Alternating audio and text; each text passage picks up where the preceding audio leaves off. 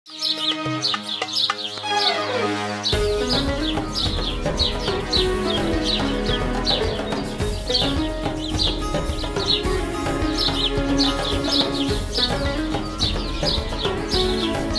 اللہ والصلاة والسلام علی رسول اللہ وعلی آلہ واصحابہ اجمعین الی یوم الدین۔ آج انشاءاللہ 11ویں پارے کا خلاصہ بیان ہوگا۔ 10ویں پارے میں سورہ توبہ کا آغاز ہوا تھا، جس میں غزوہ تبوک کے حالات تفصیلاً بیان ہوئے، اور 11ویں پارے میں بھی سورہ توبہ کا کچھ حصہ باقی ہے، اور اس میں بھی غزوہ تبوک کے کچھ حالات مزید بیان ہوں گے۔ اللہ تعالیٰ نے نبی علیہ السلام سے فرمایا کہ جب آپ واپس جائیں گے مدینہ منورہ میں تو کچھ منافق آ کر بہانے کریں گے، تو آپ ان سے کہہ دیجئے گا لا تعتذروا، تم ہمارے سامنے بہانے مت کرو، ہم تمہاری کسی بات پر یقین کرنے والے نہیں، کیونکہ اللہ نے ہمیں پہلے ہی سے بتا دیا ہے۔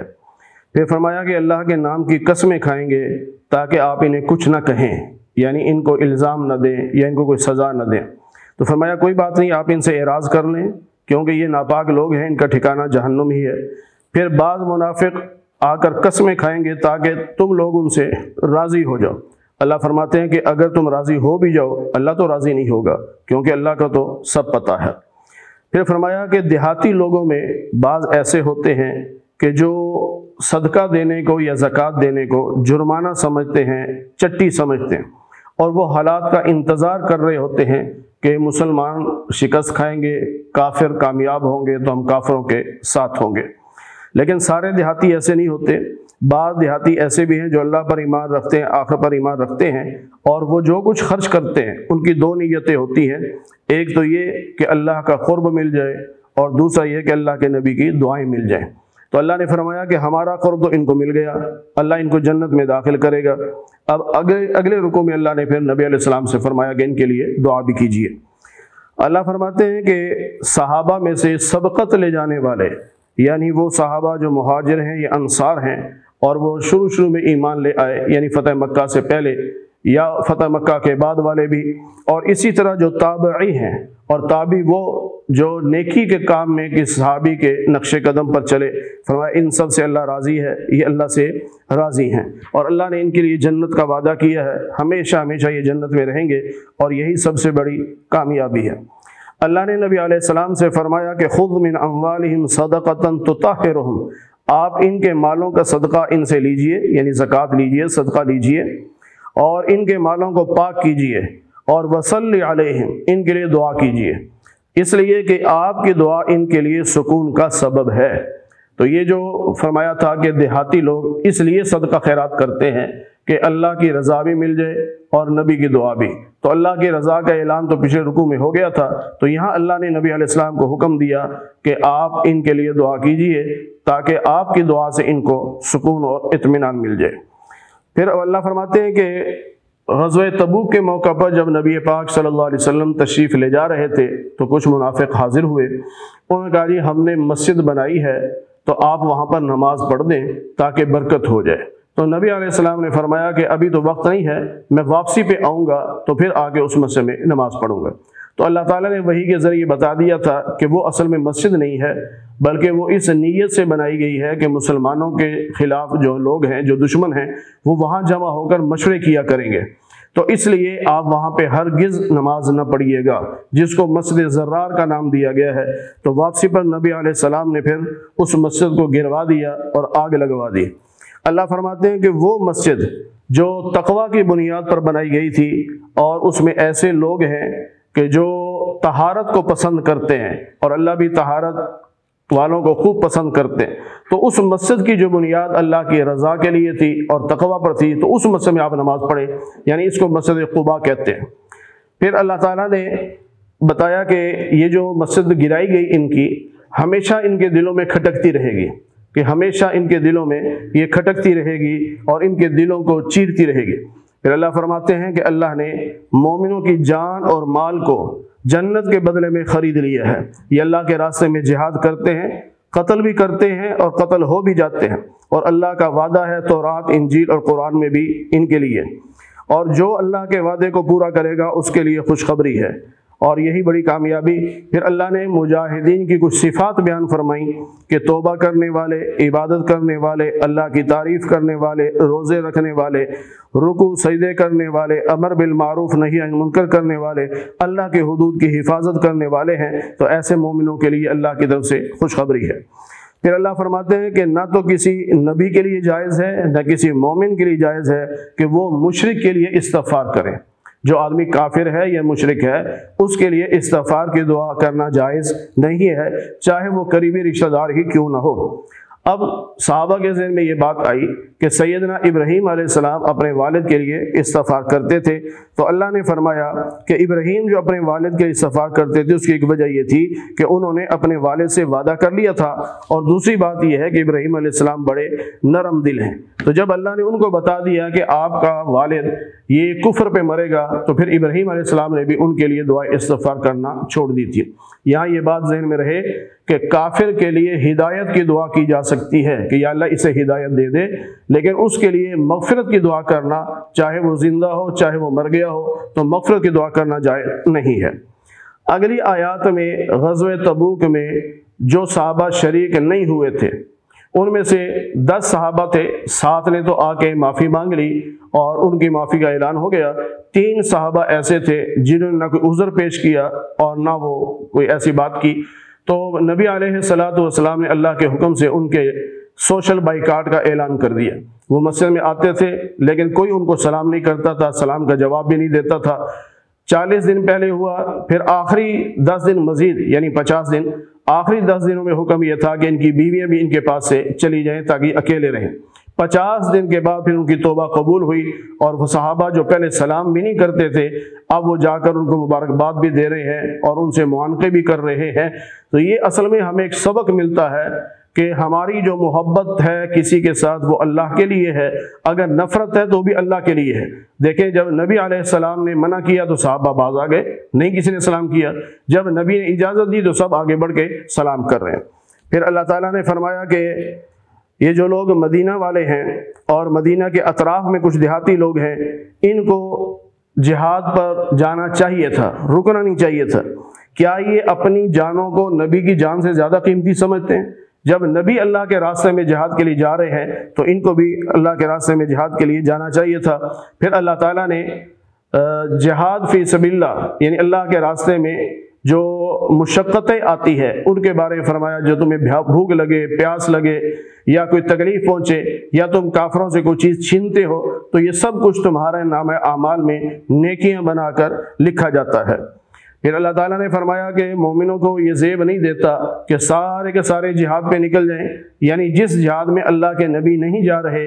اب وہ نبی تو مدینہ میں ہیں اور باقی سارے چلے جائیں جہاد کے لیے، ایسا نہیں ہونا چاہیے۔ کچھ لوگ جہاد پہ جائیں، کچھ مدینہ میں ٹھہر جائیں تاکہ نبی پاک صلی اللہ علیہ وسلم کے پاس بیٹھ کر وہ دین سیکھیں، اور جب وہ لوگ واپس آئیں تو ان کو بتائیں کہ تمہاری عدم موجودگی میں اللہ کے نبی نے ہمیں یہ باتیں بتائی ہیں۔ پھر اس سورت کے آخر میں 2 آیات جو نبی پاک صلی اللہ علیہ وسلم کی شان میں بیان ہوئی ہیں، فرمایا کہ تمہارے پاس تم ہی میں سے اللہ کے رسول آئے ہیں، عزیز علیہ ما عنتم، تمہیں تکلیف پہنچتی ہے تو نبی کو بھی تکلیف ہوتی ہے۔ جس طرح اولاد کی تکلیف ماں باپ کو پہنچتی ہے، ماں باپ کو تکلیف ہوتی ہے کہ ہماری اولاد کسی غم میں ہو، اسی طرح امتی کو اگر کوئی تکلیف پہنچے تو نبی کو بھی صدمہ پہنچتا ہے۔ پھر فرمایا کہ اگر یہ لوگ آپ کی بات نہیں مانتے تو آپ کہہ دیجئے حسبی اللہ، میری اللہ کافی ہے، اللہ کے سوا کوئی معبود نہیں، میں اسی پہ بھروسہ کرتا ہوں اور عرش عظیم کا رب اللہ ہی ہے۔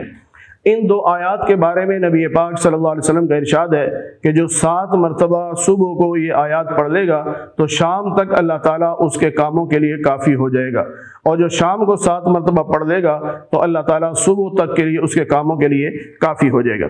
آگے سورہ یونس کا آغاز ہو رہا ہے، الف لام را، یہ بھی حروف مقطعات ہیں، ان کے معنی اللہ ہی کو معلوم ہے۔ فرمایا کیا جو لوگوں کو تعجب اس بات پر ہوتا ہے کہ ہم نے انہی میں سے ایک مرد پر وحی بھیجی ہے کہ وہ لوگوں کو ڈرائیں اور ایمان والوں کو خوشخبری سنائیں، اور فرمایا کہ ایمان والوں کا درجہ رب کے ہاں بہت بلند ہوگا، لیکن کافر آگے سے کہتے تھے کہ یہ تو جادو ہے۔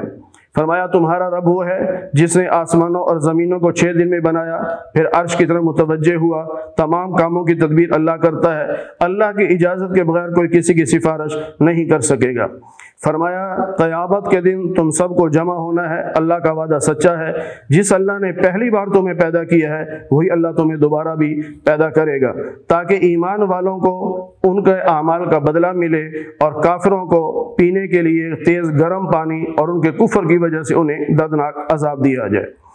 پھر اللہ تعالیٰ فرماتے ہیں کہ اللہ وہ ہے جس نے سورج کو روشن بنایا اور چاند کو بھی روشن بنایا، پھر ان کی منزلیں بھی طے کر دی تاکہ تم اپنا حساب رکھ سکو، تاریخوں کا بھی اور سالوں کا بھی حساب رکھ سکو۔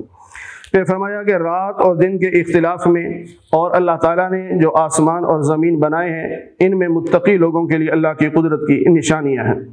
جو لوگ ایمان نہیں رکھتے اور آخرت کا یقین نہیں رکھتے بلکہ دنیا کی زندگی پر مطمئن ہو کے بیٹھے ہیں، فرمایا یہ جہنمی لوگ ہیں، اور جو ایمان والے ہیں نیک عمل کرنے والے اللہ ان کو ہدایت دے گا ان کے ایمان کی وجہ سے، یعنی جنت عطا کرے گا جہاں نہریں جاری ہوں گی اور وہ نعمتوں والی جنت میں ہوں گے، اور وہاں ان کے جو آپس میں دعا ہوگی وہ یہی ہوگی سبحانک اللہم، یعنی اکثر ان کی زبان پہ یہ الفاظ جاری ہوں گے اور ایک دوسرے کو سلام کریں گے اور ہر مجلس کے اختتام پہ کہیں گے الحمدللہ رب العالمین۔ اللہ فرماتے ہیں کہ اللہ نے انسان کو جلد باز بنایا ہے کہ اگر انسان جس طرح شر کو مانگتا ہے تو اگر اس پہ اللہ فیصلہ کر دیتا، یعنی جس طرح یہ شر جلدی مانگتے ہیں تو پھر اب تک ان کا فیصلہ ہو چکا ہوتا، لیکن انسان بعض دفعہ برائیوں کو جلدی مانگتا ہے، یعنی اپنے لیے عذاب جلدی مانگتا ہے، مصیبت مانگتا ہے، لیکن اللہ تعالیٰ نہیں دیتے۔ بلکہ ایک حدیث پاک میں ہے نبی علیہ الصلوۃ نے اللہ سے دعا کی تھی کہ اللہ میرا امتی اگر کسی غصے میں آ کر جذبات میں آ کر اپنے لیے بد دعا کرے تو اے میرے اللہ میرے اس امتی کی بد دعا کو قبول نہ کرنا، لیکن نبی علیہ السلام نے منع بھی فرمایا ہے کہ بد دعا نہ کیا کرو، کیا پتہ وہ قبولیت کی گھڑی ہو اور وہ تمہاری بد دعا قبول ہو جائے۔ پھر مشرکین مکہ نے نبی پاک صلی اللہ علیہ وسلم سے یہ کہا کہ یہ جو قرآن ہے نا آپ اس کو بدل دیں، یہ اس کی جگہ کوئی اور قرآن لے آئیں اور یا اسی میں رد و بدل کر دیں۔ کیوں؟ وہ کہتے تھے اس میں ہمارے بتوں کی مذمت ہے، تو یہ ساری آیتیں بتوں کی مذمت والی نکال دیں اور یا پھر نیا قرآن لے آئیں جس میں بتوں کی مذمت نہ ہو۔ اس پہ اللہ تعالیٰ نے نبی علیہ السلام سے فرمایا کہ ان سے کہیے کہ میں تم میں کتنا عرصہ رہا ہوں، تو کیا اس سے پہلے میں نے کبھی کوئی ایسی بات کی ہے؟ جب میں نے نہیں اس سے پہلے کوئی ایسی بات کی تو اب بھی کیسے سمجھ لیتے ہو کہ میں نے یہ سب کچھ کہا ہے؟ یہ سب اللہ کی طرف سے ہے اور اللہ کے قرآن میں رد و بدل کا مجھے کوئی حق نہیں ہے۔ پھر اللہ فرماتے ہیں کہ یہ جو کافر لوگ ہیں اللہ کے علاوہ ایسے بتوں کی پوجا کرتے ہیں جو نہ انہیں نقصان پہنچا سکتے ہیں نہ نفع پہنچا سکتے ہیں، اور کوئی اگر پوچھے بھی کہ ان بتوں کی تم پوجا کیوں کرتے ہو تو یہ کہتے ہیں ہؤلاء شفعاؤنا عند اللہ، کہ یہ ہمارے سفارشی ہیں اللہ کے ہاں، یعنی اللہ کے پاس ہی ہماری سفارش کریں گے تو ہماری پھر دعا قبول ہو جائے گی اور یا ہماری معافی ہو جائے گی۔ اللہ کہتے ہیں یہ جھوٹ بولتے ہیں، ایسی کوئی بات نہیں۔ پھر اللہ تعالیٰ نے فرمایا کہ جب ہم لوگوں کو تکلیف کے بعد رحمت دیتے ہیں تو پھر بھی وہ ہماری آیات کے خلاف رد و بدل اور مکر اور تدبیریں کرنا شروع ہو جاتے ہیں۔ ان سے کہیے کہ اللہ کی جو تدبیریں ہیں وہ بہت جلد ہونے والی ہوتی ہیں۔ پھر اللہ فرماتے ہیں کہ یہ لوگ جب کبھی سفر میں ہوتے ہیں، کبھی خشکی کے سفر میں یا کبھی دریا میں سفر کر رہے ہوتے ہیں، کشتی میں سوار ہوتے ہیں اور وہاں کوئی طوفان آ جائے اور کشتی جو ہے وہ ڈاما ڈول ہو جائے تو اس وقت یہ سمجھتے ہیں کہ اب گھیر لیے گئے، اب نہیں بچیں گے، تو خالصتاً اللہ کو پکارتے ہیں۔ اب وہ ہر ایک کو بھول گئے، صرف اللہ کو پکارتے ہیں اور کہتے ہیں کہ اگر اللہ نے ہمیں بچا لیا تو ہم اللہ کا شکر ادا کریں گے، لیکن جب اللہ ان کو بچا لیتا ہے تو پھر یہ بغاوت پہ اتر آتے ہیں، بجائے شکر ادا کرنے کے ناشکری کرتے ہیں۔ پھر اللہ تعالیٰ فرماتے ہیں کہ دیکھو اللہ تمہیں جنت کی دعوت دیتا ہے اور صراط مستقیم کی طرف تمہیں بلاتا ہے، تو جو لوگ نیکی کرنے والے ہیں اللہ ان کو اچھا بدلہ بھی دے گا، وَزِيَادَةٌ، اور اللہ مزید انعام بھی عطا کرے گا، یعنی جنت کی نعمتوں کے علاوہ ایک مزید انعام بھی ہوگا۔ وہ مزید انعام کیا ہے؟ حدیث پاک میں آتا ہے کہ جنتی جب جنت میں چلے جائیں گے تو اللہ تعالیٰ ان سے کہیں گے مانگو کیا مانگتے ہو؟ وہ کہیں گے یا اللہ سب کچھ تو مل گیا، پھر اللہ فرمائیں گے نہیں مانگو، پھر وہ علماء سے مشورہ کریں گے تو کہیں گے یا اللہ اپنا دیدار کرا دے، اپنی زیارت کرا دے۔ تو اللہ تعالیٰ تمام جنتی مردوں کو حکم دیں گے کہ یہ سب میدان مزید میں آ جائیں۔ وہاں ایک میدان ہے جس کا نام میدان مزید ہے، وہاں کی ہر چیز سفید ہے، وہاں صرف مرد جائیں گے، عورتیں نہیں۔ پھر سارے مرد جب وہاں پہنچیں گے، اپنی اپنی کرسی پہ بیٹھے ہوں گے، تو سامنے ایک سٹیج ہوگا، اللہ تعالیٰ جنت کا جو سپریڈنٹ فرشتہ ہے جس کا نام رضوان ہے، اس سے فرمائیں گے کہ پردے ہٹاؤ، میں اپنے بندوں کو اپنا دیدار کرانا چاہتا ہوں۔ تو 70,000 جو نور کے پردے ہوں گے وہ ہٹائے جائیں گے، تو اللہ تعالیٰ کرسی پہ جلوہ افروز ہوں گے اور مسکرا رہے ہوں گے، اور آپ کہیں گے سلام قولا من رب الرحیم، تم سب جنتیوں پر رب رحیم کی طرف سے سلام ہو۔ اس کے بعد وہاں پر پھر پہلے فرشتے جو ہیں وہ جنت کے گیت سنائیں گے، پھر داؤد علیہ السلام اللہ کا کلام سنائیں گے، پھر نبی پاک صلی اللہ علیہ وسلم سورہ یاسین کی تلاوت کریں گے، اور آخر میں اللہ تعالیٰ خود سورہ رحمان کی تلاوت فرمائیں گے۔ تو قرآن کریم میں جہاں بھی زیادت کا لفظ آیا ہے کہ اللہ تعالیٰ اپنی نعمتوں کے علاوہ مزید انعام عطا فرمائیں گے، تو وہ مزید انعام یہی ہے کہ جنت میں اللہ کا دیدار ہوگا۔ پھر اللہ تعالیٰ فرماتے ہیں کہ جو گناہگار لوگ ہیں ان کو ان کا بدلہ دیا جائے گا، اور ان کا بدلہ ایسے دیا جائے گا کہ ان کے چہرے بالکل سیاہ ہوں گے جیسے کالی رات، اندھیری رات ہوتی ہے، اس طرح۔ اور پھر یہ سب جمع کیے جائیں گے، تو وہاں ان کے جو بت ہوں گے جو اللہ کے شریک ٹھہرایا کرتے تھے وہ ان کے پاس نہیں ہوں گے، اور وہ ان کے کام بھی نہیں آئیں گے۔ آگے اللہ تعالیٰ سوال کرتے ہیں، نبی علیہ السلام سے فرمایا کہ ان سے پوچھئے کہ تمہیں آسمان و زمین سے رزق کون دیتا ہے؟ تمہارے کانوں کا مالک کون ہے؟ تمہاری آنکھوں کا مالک کون ہے؟ مردہ سے زندہ کو کون نکالتا ہے؟ زندہ سے مردہ کو کون نکالتا ہے؟ اور ساری کاموں کی تدبیر کون کرتا ہے؟ یہ کافر بھی کہیں گے اللہ ہی کرتا ہے۔ پھر ان سے پوچھئے کہ تمہیں اس اللہ سے ڈر نہیں لگتا کہ سارے کام اللہ کرتا ہے اور سجدے تم بتوں کو کرتے ہو؟ پھر اللہ تعالیٰ نے نبی علیہ السلام سے فرمایا کہ ان سے کہیے، ان سے پوچھئے کہ کیا تمہارے بتوں میں سے کوئی ایسا ہے جو راہ حق کی ہدایت دے سکے؟ کوئی بھی نہیں، صرف اللہ ہی ہے جو حق کی ہدایت دیتا ہے۔ پھر ان سے پوچھئے کہ ایک ذات وہ ہے جو سیدھا راستہ دکھاتی ہے، اور ایک وہ ہے جو تمہیں غلط راستے پہ لے کے چلتے ہیں، تو کون زیادہ حقدار ہے کہ کس کا اتباع کیا جائے؟ تو ظاہری بات ہے اللہ تعالیٰ کا اتباع کرنا چاہیے۔ پھر فرمایا کہ قرآن کریم یہ اللہ کی طرف سے ہے، اس کو نعوذ باللہ نبی علیہ السلام نے خود نہیں بنایا، بلکہ قرآن کریم اپنے سے پہلے تمام کتابوں کی تصدیق کرتا ہے، اور یہ رب العالمین کی کتاب ہے، اس میں کوئی شک نہیں۔ پھر اللہ فرماتے ہیں کہ اگر یہ سمجھتے ہیں کہ قرآن کریم کو نبی پاک صلی اللہ علیہ وسلم نے خود بنا لیا ہے، تو آپ ان سے کہیے کہ اس جیسی ایک صورت بنا کے لے آؤ، اور تم نہیں بنا سکتے۔ پھر اللہ فرماتے ہیں کہ ان میں سے بعض لوگ وہ ہیں جو قرآن پر ایمان رکھتے ہیں، بعض وہ ہیں جو قرآن پر ایمان نہیں رکھتے۔ پھر اللہ تعالیٰ نے فرمایا کہ ہر امت کے لیے ہم نے رسول بھیجا ہے، اور جب رسول ان کے پاس آیا اس نے آ کر ان کو اللہ کی تعلیمات دیں، تو پھر ان کے حق میں ایک اللہ کی طرف سے فیصلہ بھی ہو گیا۔ یعنی جب یہ کہا کرتے تھے کہ وہ عذاب کب آئے گا، اگر آپ سچے ہیں تو عذاب لے آئیں، تو اللہ نے نبی علیہ السلام سے فرمایا کہ ان سے کہیے کہ میں تو اپنی ذات کے نفع نقصان کا مالک نہیں، مجھے نفع نقصان وہی پہنچتا ہے جو اللہ چاہتا ہے، اور ہر امت کے لیے اللہ نے عذاب کا ایک وقت مقرر کر رکھا ہے۔ تو مجھ سے کیوں پوچھتے ہو؟ تو اللہ کو پتہ ہے، اور جب وہ عذاب کا وقت آ جائے گا تو اس میں تقدیم و تاخیر نہیں ہوگی۔ پھر اللہ تعالیٰ نے فرمایا کہ اے لوگو، تمہارے پاس نصیحت آ گئی، یعنی قرآن مجید آ گیا تمہارے رب کی طرف سے، اور یہ قرآن کریم تمہارے سینوں کی تمام بیماریوں کے لیے شفا ہے، یہ ہدایت ہے، اور ایمان والوں کے لیے رحمت ہے۔ نبی علیہ السلام سے اللہ نے فرمایا کہ ان سے کہیے بفضل اللہ، اللہ کا فضل اور اس کی رحمت ہے، لہٰذا تم اس پر خوش ہو جاؤ۔ خوش ہونے کا مطلب بعض لوگ بڑا غلط لیتے ہیں، بعض لوگ کہتے ہیں کہ جی اللہ کہتا ہے تمہیں قرآن ملا ہے، نبی ملا ہے، تو خوشیاں مناؤ، بھنگڑے ڈالو، ایسے الفاظ بھی میں نے سنے۔ حالانکہ یہاں خوش ہونے کا مطلب یہ ہے کہ قرآن پر ایمان لاؤ، اللہ کے نبی پر ایمان لاؤ، اور اللہ کا شکر ادا کرو کہ اللہ نے تمہیں ایمان کی دولت عطا فرمائی ہے۔ پھر اللہ فرماتے ہیں کہ آپ جس حالت میں بھی ہوں، چاہے قرآن کی تلاوت کر رہے ہوں یا کوئی بھی عمل کر رہے ہوں، اللہ موجود ہوتا ہے اور اللہ کو سب پتہ ہوتا ہے۔ اور کوئی چھوٹی بڑی چیز ایسی نہیں جو اللہ کے علم میں نہ ہو۔ اللہ نے ولیوں کے بارے میں فرمایا کہ جو اللہ کے ولی ہیں ان پر نہ تو کوئی خوف ہے نہ کوئی غم ہے، اور اللہ کے ولی وہ ہوتے ہیں جو ایمان والے ہوتے ہیں، یعنی عقیدہ صحیح ہوتا ہے، اور وہ متقی ہوتے ہیں، یعنی اپنے آپ کو گناہوں سے بچانے والے ہوتے ہیں۔ تو اللہ کے ولیوں کے لیے دنیا میں بھی خوشخبری ہے اور آخرت میں بھی خوشخبری ہے۔ پھر اللہ تعالیٰ فرماتے ہیں کہ یہ لوگ کہتے ہیں کہ اللہ کی اولاد ہے، سبحانہ، اللہ اس عیب سے پاک ہے، هو الغنی،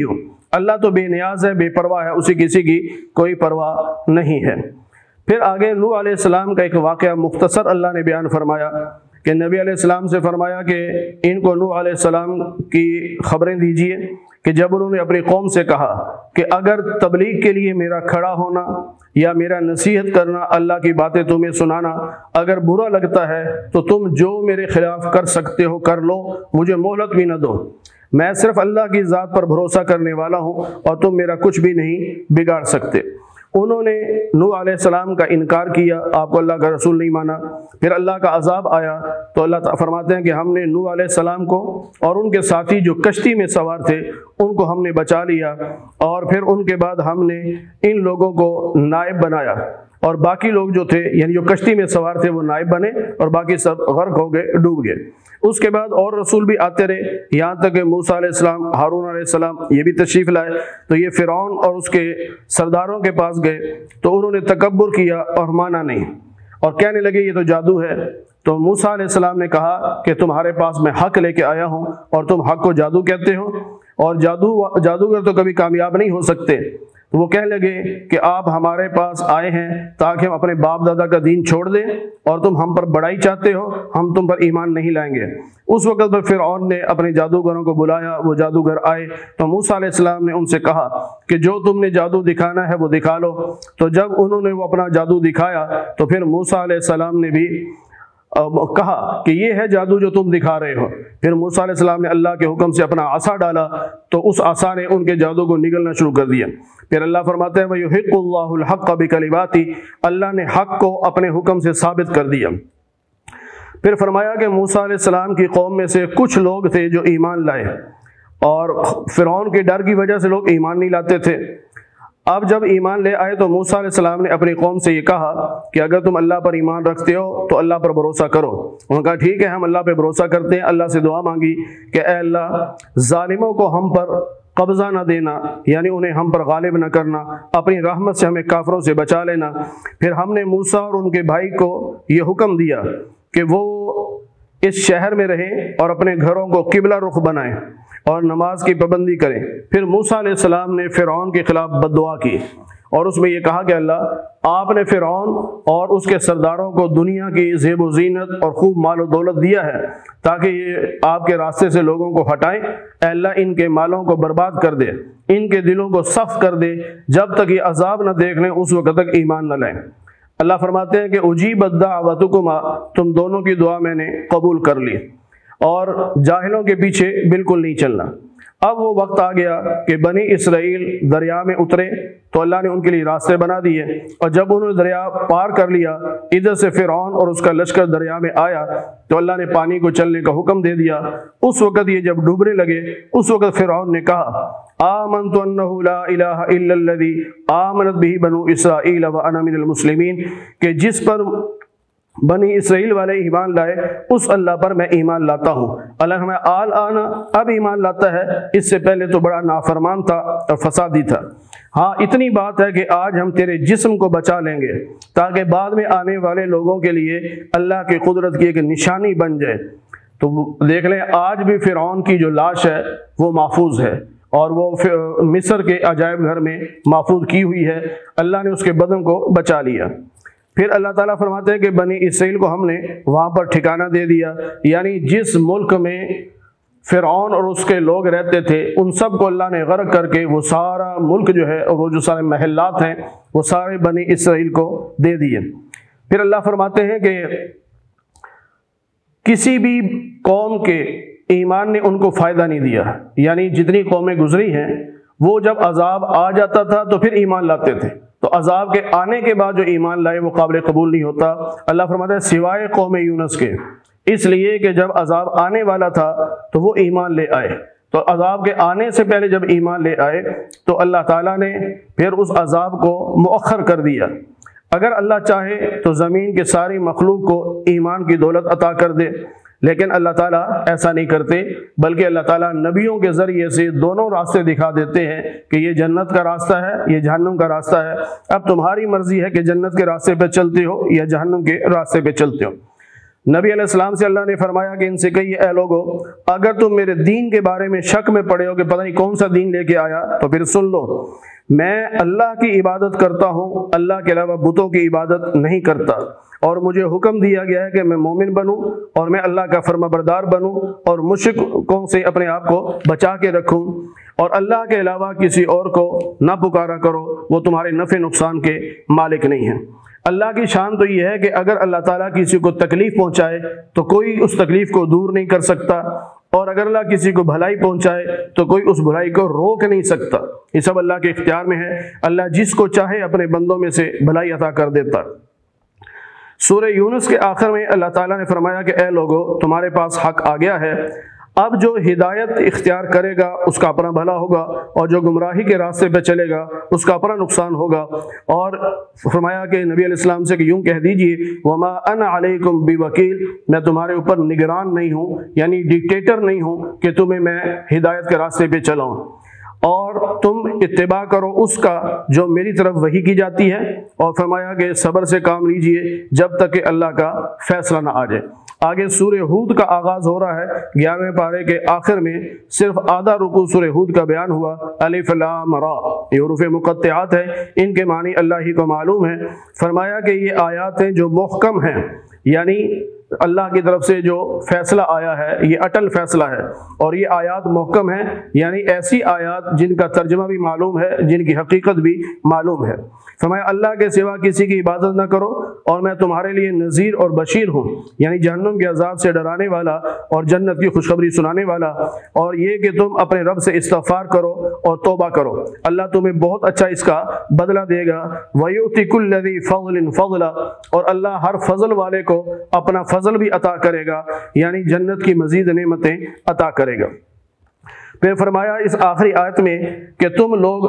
اپنے سینے کو چھپاتے ہو، یعنی بعض صحابہ ایسے تھے کہ شرم کے مارے وہ کپڑے بھی نہیں اتارتے تھے، بامر مجبوری جتنی ضرورت ہوتی صرف اتنے کپڑے اتارتے، اور کہتے ہمیں اللہ سے شرم آتی ہے کہ ہم ننگے ہوں۔ اللہ فرماتے ہیں کہ اللہ تو وہ ہے کہ تمہیں کپڑے کے اندر سے بھی دیکھ رہا ہوتا ہے، اور اللہ تو تمہاری ظاہری باتوں کو بھی اور پوشیدہ باتوں کو بھی جانتا ہے، بلکہ انہ علیم بذات الصدور، اللہ تو تمہارے سینوں کی باتوں کو بھی جانتا ہے۔ تو کپڑے پہن کے اگر کوئی سمجھے کہ اللہ مجھے اب نہیں دیکھ رہا ہوگا، تو کپڑوں کے اندر سے بھی اللہ ہر انسان کے بدن کو دیکھ رہا ہوتا ہے۔ اللہ تعالی ہمیں قرآن کریم کی صحیح سمجھ اور صحیح عمل کی توفیق نصیب فرمائے۔